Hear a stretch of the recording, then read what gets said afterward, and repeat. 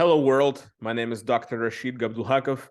I'm an assistant professor at the Center for Media and Journalism Studies at the University of Groningen here in the Netherlands. I received my PhD at Erasmus University Rotterdam, defended with honors, and in this series of videos, I would like to share my journey and maybe some tips about doing PhD in general and maybe in the Netherlands specifically. But to kick things off, I would like to start with a general discussion about whether to obtain PhD or not. If you were to ask me a few years ago, hey, should I be doing a PhD? I was such a convert, I would be telling you, yes, definitely find a PhD as fast as you can, join join the crazy train. But this perception has changed with time as I started talking to colleagues and friends who had a bit of a different PhD trajectory, a different journey than I did. Of course, everyone's journey is unique, but we should be aware of the pros and cons of doing a PhD, and today's discussion is dedicated entirely to that. So maybe I would like to focus on a few cons, then pros to end on a sweeter note, and that'll be it for the day. So what are some of the cons that we often neglect when talking about doing a PhD?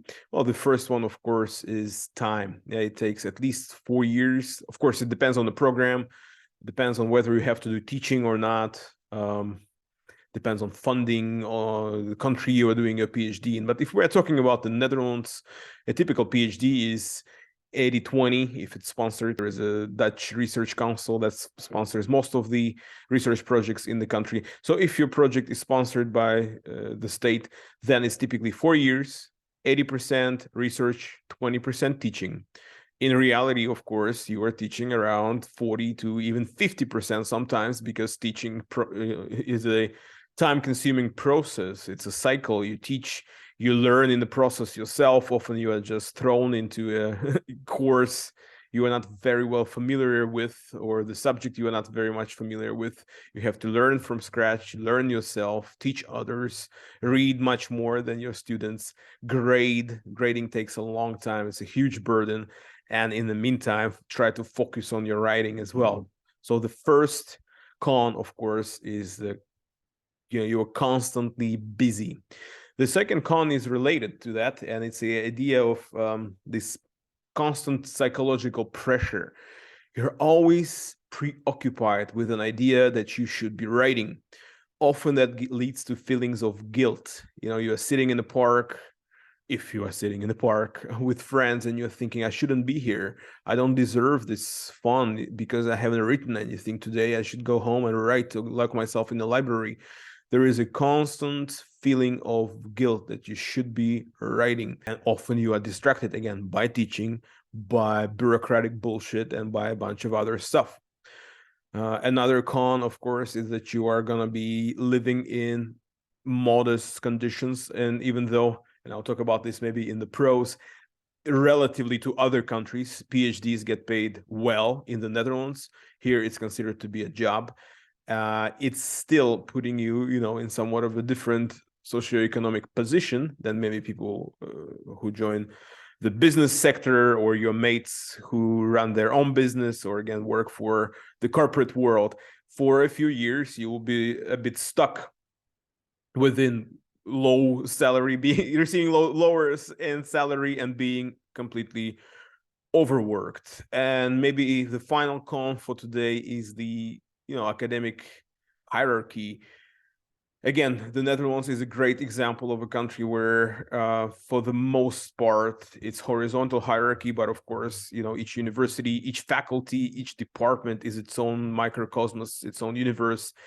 And in general, academia is still so patriarchal, so colonial, so ridiculous in many ways, that if you don't land with a good supervisor, then you might be exploited, then you might be pressured into doing things you don't want to do, and that can be a very negative experience. So choose your supervisor very carefully. If you're joining a project, research not only the subject but also the people who are behind this project, and try to understand who they are, what they're coming from, maybe even directly message their former supervisees, people who defended under them, and ask about these academics, ask about their work ethic, their attitude, their human side, so to speak.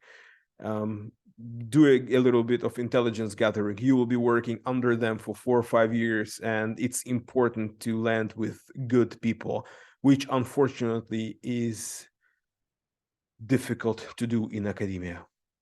Now, a few pros for the Netherlands. Again, it's a position. It's considered to be a job. You work, you research, you can focus on your favorite subject for a few years, which is just fantastic. Yeah, maybe your salary is modest, but it allows you to pay your bills, you can pay your rent, you can buy some food, and you can focus on what's important for you. Of course, if you want to work in academia, the second pro is the fact that you need those magical letters before your last name. You need to be a doctor. You need to defend a PhD. Of course, you can teach with a master degree and touch waters, and you probably should, just to figure out whether academia is something you want to dedicate your life to or not.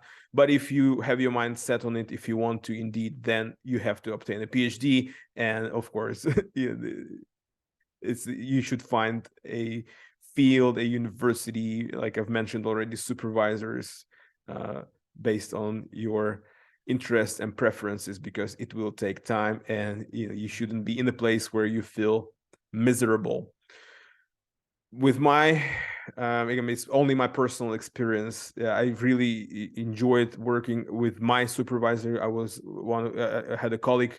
We worked together under I'm not going to shy away from mentioning the name. Daniel Trottier was our supervisor at Erasmus University, and he was just a blessing, a fantastic human being, an amazing and smart academic who genuinely had an interest in us, not just in our project, not just in the research, but also in us as people, as academic friends, so to speak.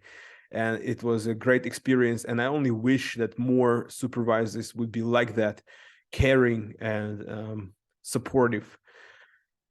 From my own experience of being an educator, when I realized that I will be teaching, I came home and I was talking to my wife. I said, wow, I will be teaching soon, let's have a bit of a conversation. Are there any features from your professors that you remember that made you kind of remember them as great teachers? Because I strive to be a good educator. What should I do basically to be a great educator, a good educator? And we had a discussion, and we both came to the realization that those teachers that we remember positively are the ones that genuinely cared about us, that expressed care. And since then, this is something I strive to do as well. I care about the students I work with, both in their academic performance or beyond, by supporting them with recommendation letters or their other non-academic activities, student journals, and all these other amazing things they do outside of the classroom. If you care about others, of course, they feel it. And maybe just to close off today's quick session, I will be talking about the process of finding PhD in the Netherlands, the process of doing it, teaching, researching, field work, a bit of bureaucratic aspects, visas for those who need them, from those coming to Europe from outside EU, EEA, and ultimately the defense. For now, for today, just to kick things off, I wanted to focus on the pros and the cons. So if you feel like PhD is something for you, if you want to do it after all, even after hearing all the cons today, then stick around, and in the next videos, I will talk more about the process. Take care, stay healthy and happy. Bye-bye.